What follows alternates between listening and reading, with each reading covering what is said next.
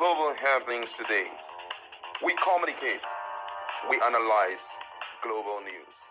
Stay tuned. Hello, great people. Welcome back to Global Happenings today. Still talking about the protest that the federal government is doing all in its power to avert. It seems it's not going to be possible, but however, in Abuja, Eagle Square precisely is their destination point. But it seems as though Wike is not ready to cooperate, despite the fact that the IGP had already informed his people to ensure that they protect the protesters during that period. But some still believe that it is not right for them to protest. You get to see the confusion going on right now in Abuja as a result of Wike's stand on using Eagle Square. Also in a related development, Ndigbos have realized they are the focus of this particular protest. In other words, many believe that they are the ones trying to sabotage the government of Tinubu through protest. And because of that, most of them have opted out, that they don't want to be a part of it. Ohanaeze Ndigbo had already announced that none of them should be a part of it. But however, though they say they don't want to do it, but they have a very strong demand right now,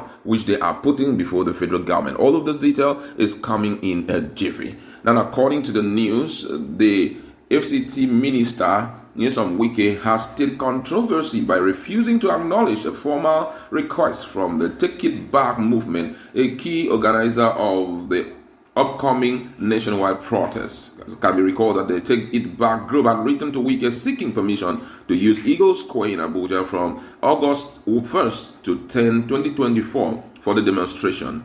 The letter signed by Damilare Ademola, the Director of Mobilization for TIB in Abuja, emphasized the necessity of having round-the-clock access to the venue during the protest. Despite this, Wike asserted at a town hall meeting with critical FCT stakeholders on Saturday that his office has not received any such letter. According to him, he says, no letter was sent to my office requesting to use Eagle Square for the demonstration. This denial has led to accusation from Ademola, who suggested that the issue could stem from either bureaucracy delay or Wike's unwillingness to admit receipt of the letter.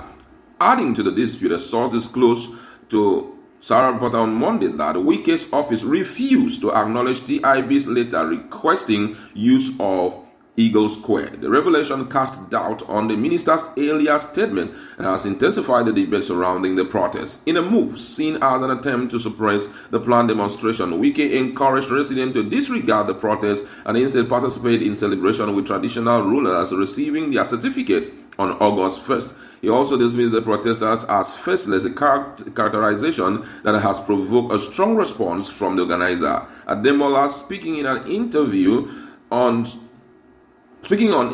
described Wike's label of faceless as a double insult, highlighting that the protest leaders are hungry Nigerians and unemployed Nigerians roaming the street. According to him, he says the greatest motivation of the hashtag end bad governance in Nigerian protests is hunger.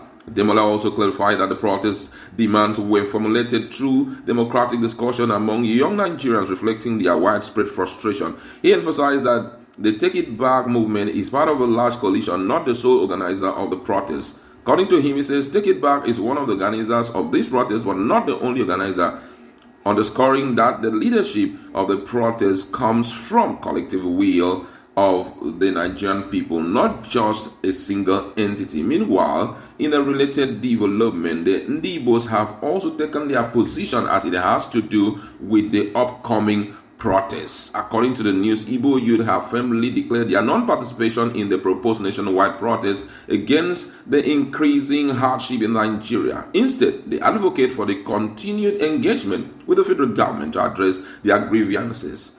It has been reported that this stand was articulated during an emergency convention organized by the Ohanaeze Ndigbo Youth Wing Worldwide, which includes various youth groups from 5 Southeast states and Igbo-speaking region of Delta and Rivers State. Chukwuma Okpala Ezeukwu, the national leader of Ohanaeze Youth Wing, highlighted the reason why Igbo youths have legitimate grounds to protest, citing long-standing marginalization and neglect. According to him, he says there are so many reasons the Igbo youth should protest, including the unwarranted detention of many youth Igbo youth, especially Ohanaeze Ndigbo, in facilities across the country. The destruction of Igbo property in towns and cities like Lagos and Abuja. Furthermore, Igbo youth are not included in governance. The Southeast has the least number of states, only 5, while others have 6 or more. There's a dearth of national infrastructure in our zone. Since I was born, I have not seen critical national infrastructure in the Southeast. Despite these valid reasons for protest, Ohanaeze Ndigbo emphasized the potential risk involved. He further stated, and I quote, "We are aware that once the protests begin, the Igbos will suffer the most. They will target the properties of our people to loot and destroy. So what benefit will our people get if our properties are destroyed?" And as a youth leader articulated their demands clearly, focusing on the immediate release of all the detained Igbo youth, including Ohanaeze Ndigbo. He also called for the inclusion of Igbo youth in governance, particularly from among those gathered at the convention. Furthermore, he demanded the creation of an additional state in the Southeast to address issue of justice, equity, and fairness. He further stated, "We also demand that the Southeast governors convene a meeting with Igbo youth." Expressing a willingness to present their cases directly to President Bola Ahmed Tinubu, Ohanaeze Ndigbo appealed passionately for an audience with the president. He says, "Our utmost aim is to ensure that no Igbo youth is caught in the crossfire of Igbophobia and the proposed protest." The convention concluded with a voice note where the overwhelming majority of participants supported the resolution. Ohanaeze Ndigbo announced, "What we are saying is that we, the Igbo youth in the Southeast, after consultation with Igbo youth across Nigeria, have resolved not to participate in the proposed protest." That's the stand of the Igbo youth. They are not participating. They have made it point blank that they are not going to be part of the protest. But the big question is, are they feeling what other Nigerians are feeling? Of course, yes. Are they feeling the pains or the pangs of hunger? Of course, yes. Are they feeling the poor infrastructure in their region? Yes. But why are they opting out? According to him, he says that Igbo youth, whenever such protests come up, that Igbo's property and business had always been a focus, which means there is some kind of Igbophobia on the increase. And, unfortunately, we've seen such being demonstrated even from the presidency. Quite unfortunate, I must say, the rate at which Ananoga had continuously pointed fingers at the person of, Peter Obi, despite the fact that there are myriads of people who have spoken about this issue of protest. And so many of them, the likes of Dele Momodu, has been repeatedly lambasting the presidency over his refusal for Nigerians to protest. We've also heard from other key stakeholders across the country, and most of them are not of Igbo origin. But guess what?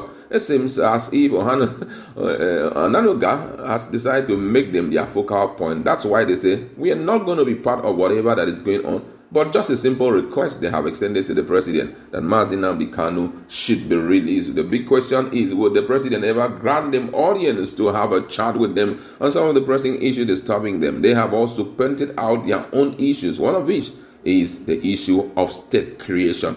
I think that one is already in the pipeline right now. It's just a matter of time. The way Bola Ahmed Tinubu is approving things, because ever since this issue of protest came on board, the speed at which he is approving everything, Jesus have mercy.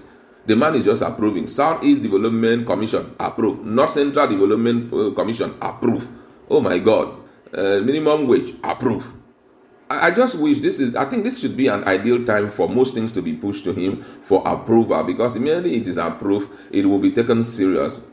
Some believe it's a sign of fear. Some believe it's just his move to show the people that he cares a great deal. But let's wait to see in the nearest future what all of this will transform to. But the youth still believe that the protest must hold, and it must hold for the first 10 days. What's your position on all of this now that Igbos have decided to sweep their leg off the protest ground? Global happenings today.